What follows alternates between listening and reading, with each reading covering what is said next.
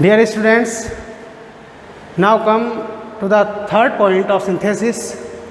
पहले दिन हमने सीखा था कि किस प्रकार से पार्टिसिपल का प्रयोग करके दो या दो से अधिक सिंपल सेंटेंस को मिला करके एक सिंपल सेंटेंस बनाया जा सकता है। उसके बाद कल हमने ये जाना कि पार्टिसिपल के बाद इन्फिनेटिव का प्रयोग करके भी हम दो या दो से अधिक सिंपल सेंटेंस को मिला करके एक सिंपल सेंटेंस बना सकते हैं। आज आगे बढ़ते हुए तीसरा टॉपिक है to synthesize two or more than two simple sentences into one simple sentence by using a preposition with a noun और जिरंड। नाउन और जिरंड क्या होते हैं ये आपको बहुत बेसिक एजुकेशन है, पहले डिस्कस हो चुकी है, लेकिन फिर भी मैं इसको दोहरा देना चाहता हूँ कि noun is the name of a person, place और थिंग। नाउन किसी व्यक्ति, वस्तु अथवा स्थान का नाम होता है। और gerund is also work is also to be used as a noun and as a verb. Gerund is formed by adding ing form with the first form of the verb. Verb की first form में ing जोड़ने पर gerund बनता है। Infinitive और gerund का काम बिल्कुल एक होता है, ये बस इनकी फॉर्मेशन में डिफरेंस होता है। इन्फिनेटिव बनता था वर्ब की फर्स्ट फॉर्म से पहले टू लगाने पर, और जिरंड बनता है वर्ब की फर्स्ट फॉर्म में ing जोड़ने पर। काम दोनों एक ही करते हैं, लेकिन जिरंड और इन्फिनेटिव के यूज़ में डिफरेंस है। वो इनका यूज़ और उसका डिफरेंस हम आगे की किसी वीडियो में डिस्कस करेंगे।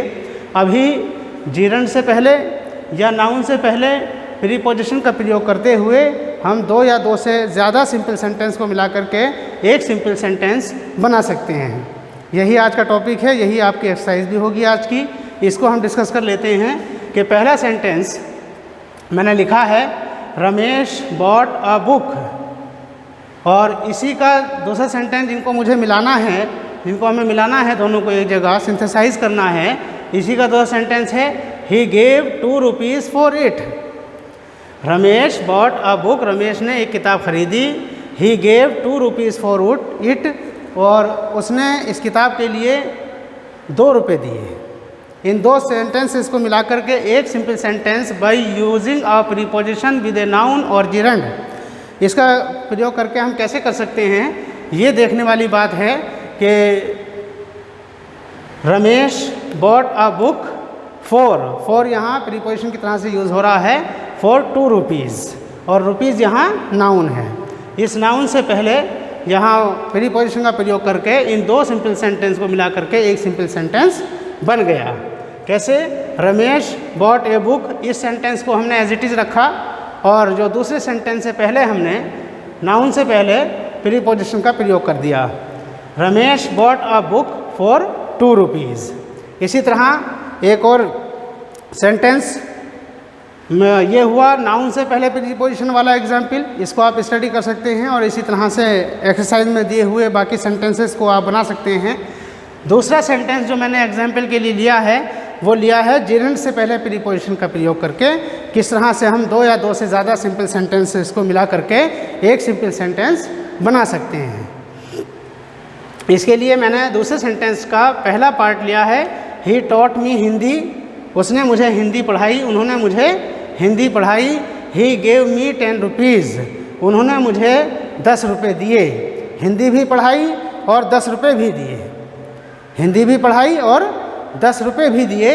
तो इन दो सेंटेंसेस को मिला करके एक सिंपल सेंटेंस हम कैसे बना सकते हैं, ये समझने के लिए देखिए नीचे पहले सेंटेंसेस के जो वर्ब थी उसको हमने जिरंड में चेंज कर दिया, टीचिंग कर दिया। जिरंड बनता है वर्ब की फर्स्ट फॉर्म में ing लगाने पर, जैसे मैंने बताया था आपको। तो टीच का, टॉट का फर्स्ट फॉर्म होती है टीच, और उसमें ing जोड़ करके टीचिंग हो गया। और इससे पहले प्रीपोजिशन रख दिया, इससे पहले हमने प्रीपोजिशन रख दिया। ये बिसाइड्स जो है ये प्रीपोजिशन है, तो इसको हमने प्रयोग किया है besides teaching me Hindi, Hindi पढ़ाने के अतिरिक्त। बिसाइड्स मतलब के अतिरिक्त, हिंदी पढ़ाने के अतिरिक्त ही गेव मी 10 रुपीज़, उन्होंने मुझे 10 रुपये दिए। हिंदी भी पढ़ाई और 10 रुपये भी दिए। तो इस तरह से एक जिरंड से और एक नाउन से पहले प्रीपोजिशन का प्रयोग करके हम दो या दो से ज़्यादा सिंपल सेंटेंसेस को मिला करके एक सिंपल सेंटेंस बना सकते हैं। ये आपकी एक्सरसाइज के पहले दो सेंटेंस मैंने आपको एग्जाम्पल के तौर पर सॉल्व करके दिखा दिए हैं। बाकी एक्सरसाइज आप देखिए और उसे कीजिए, और उसके बाद भी अगर कोई प्रॉब्लम आपको रहती है इस टॉपिक में कि किस तरह से हम दो या दो से अधिक सिंपल सेंटेंस को जोड़ करके एक सिंपल सेंटेंस नाउन या जिरंड से पहले प्रीपोजिशन का प्रयोग करके बना सकते हैं, तो आप कमेंट बॉक्स में मुझे लिख सकते हैं और बता सकते हैं, मालूम कर सकते हैं। Then I will try my best to satisfy you, to make you confirm और make you aware of the strategy, or I'll try my best to make you clear. Then study these examples and try yourself. Okay then students, bye bye, take care.